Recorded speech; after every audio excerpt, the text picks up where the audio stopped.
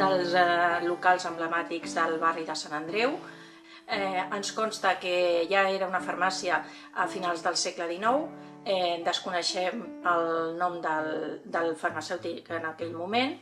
Sí que després aquesta farmàcia en els anys 30 va passar a nom del senyor Josep Llorenç, que va estar aquí 50 anys.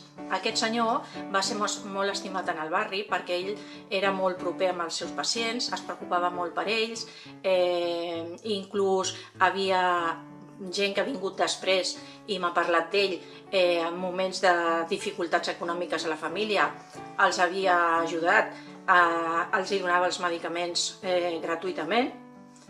I això ha fet que durant molts anys, ell va estar instal·lat durant 50 anys i aquesta farmàcia sempre ha estat molt reconeguda en el barri. A partir dels anys 80 m'incorporo a la farmàcia, vam estar col·laborant amb el senyor Llorenç uns mesos, en el que ell va intentar també transmetre'm tot el seu coneixement i em presentava als malalts per poder mantenir el contacte que ell havia tingut amb aquestes persones i fer-los més fàcil la meva incorporació. Des del moment que jo em vaig fer càrrec, hem continuat la seva feina, hem anat incorporant gent més jove a l'equip i entre tots procurem continuar fent la feina el millor possible.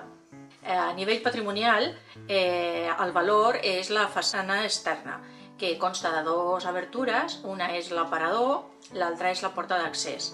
Tots dos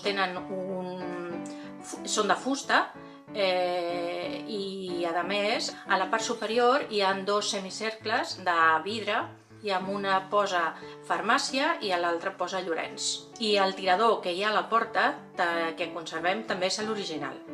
Posteriorment, a la meva entrada, a la dècada dels 90, vam decidir reformar la botiga.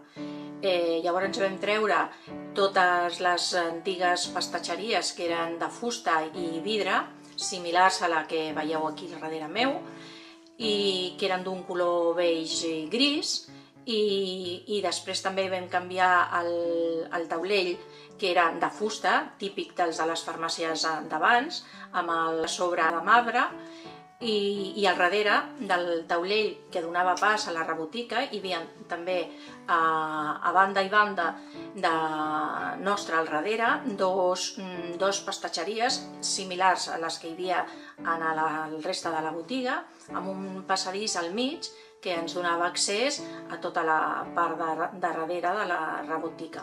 A la rebotica conservem encara algunes peces del mobiliari antic, alguns taburets, algun albarelo i la pastatgeria que tenim aquí al darrere, que també és original. Us convido a passar pel barri de Sant Andreu i si voleu venir a la farmàcia estarem a la vostra disposició per qualsevol consulta o visita que vulgueu fer.